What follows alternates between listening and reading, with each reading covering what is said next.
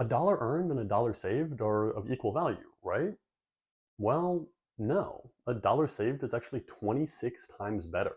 And that's not clickbait. I'm going to prove it to you with super simple math. I'm the fireman, and I'm trying to reach financial independence before I turn 30 years old. And to do that, I need to focus on the things that matter the most. But what I realized is that almost everyone is focusing on the wrong things. In one of my earliest videos on the Running on Fire YouTube channel, I told you you have to do 3 things to retire early.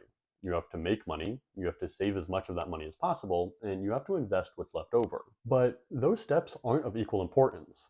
Decreasing expenses is way more important than increasing income. First, let's talk about what happens when you earn an extra dollar.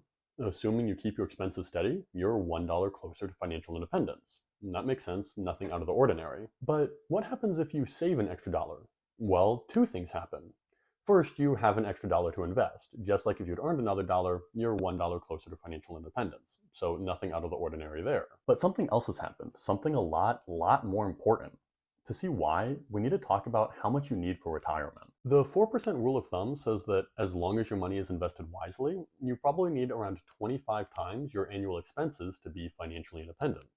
So if you spend $40,000 every year, you need $40,000 times 25 equals around $1 million to be financially independent. Hey, I don't have time to talk about the 4% rule right now, but at the end of the video, I'll link my video explaining it, and I'll also put it in the description. Anyway, this is so important because it gives us a way to calculate how much you need to be financially independent using just your annual expenses. So let's get back to our case of saving an extra dollar. You had the $1 that you can put towards financial independence, but you also need 25 less dollars to retire. That's a net difference of $26 as compared to just the $1 of earning more. If this doesn't sound like a big deal, it is. This is a huge deal. This is absolutely critical to reaching financial independence. Let's do a more consequential example to see why. On one side, we've got hardworking Harry. He earns $80,000 a year, spends $40,000 a year, and has $100,000 in retirement savings. On the other side, we have frugal Fred. He also earns $80,000 a year and also spends $40,000, and he also has $100,000 in retirement savings. So right now, both of them need about $1 million to retire early. Hardworking Harry and frugal Fred both want to reach financial independence in their own ways, and they're trying to see who can reach that huge milestone faster. They each have their own strengths, so they're trying to approach it in different ways. Hardworking Harry is going to pick up a side hustle or a part-time job. By working his butt off, he's going to earn another $10,000 this year, on top of the $40,000 he normally saves. He's smart, so he's not going to spend a penny of that extra money. Instead, he's going to put it all towards his financial independence.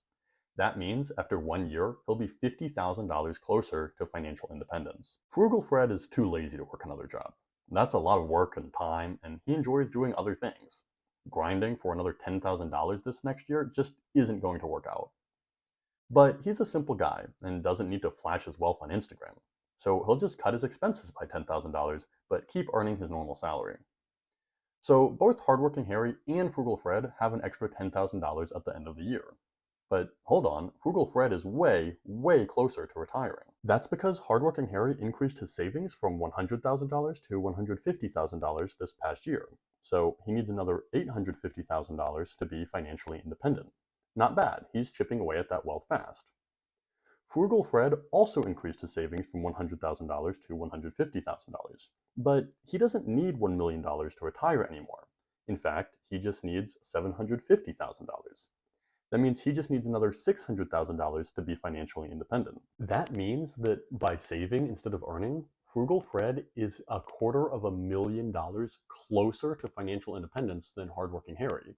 And he didn't have to lift a finger to do it. I don't know about you, but saving $250,000 would take me a long time. Even hardworking Harry will have to work years to close that difference, and he'll have to work a lot harder than Frugal Fred to do it. And hey, if that absolutely insane demonstration doesn't convince you, I've got another 3 reasons you should focus on reducing your expenses rather than trying to earn more. See, some of you might be saying, but Charles, if I can just earn 5 times what I am right now, I won't need to worry about cutting my expenses. I'll just have all the money I need. And yeah, sure, but do you know what it'll take to earn a lot more money? A lot more time. Like, a lot more. You just don't get a promotion every day at work, and the higher you go up in your organization, the harder you'll have to work. Now, you can pick up a side hustle or a part-time job, but those typically have a pretty low rate of return. The only way to massively accelerate your income is by being a business owner, but that takes a lot of money, a lot of time, and it has no guarantee of being successful. But unlike earning more, saving money costs you absolutely nothing. You just see a purchase you would have made and go, nah, I'm good. It's so easy. That's so much easier than trying to increase your income. And hey, it's not like earning more money is always within your control either. To get promoted, you have to make your boss happy. There has to be an open position, and your company has to be in the right space. And as a business owner, you've got to have a good idea, the right sources of funding, and the economy has to be right. Unlike those scenarios, your spending is completely within your control. I'm extremely confident that almost everyone has an expense that they absolutely, definitely do not need. People eat out all of the time. They pump small fortunes into their cars, and the average American's entertainment budget is ridiculous. There are so many little things that the average person could cut out of their budget, and they'd never miss it. And even big things like moving to a cheaper house or cheaper apartment is within your control. How much you save is up to you. Lastly, I think a big reason that people focus on earning more instead of cutting their expenses is because they think their expenses make them happy. But guess what? They probably don't. And that brings us to the third benefit of focusing on reducing your expenses. And that is, it'll force you to focus on what really matters. Buying something, at best, gives a short term boost in happy chemicals, but it subsides. To find real meaning and purpose and sustainable happiness, you have to focus on the right things. Being rich shouldn't be the goal, being free should be. Now, what the right things to focus on are and how you get them is what this channel is all about. So that's why you should smash that subscribe button to not miss future uploads. And hey, one last thing before you go. See, the 26x multiplier depends on the 4% rule. And to see why the 4% rule works, you need to watch this video. Thanks so much. See you next time.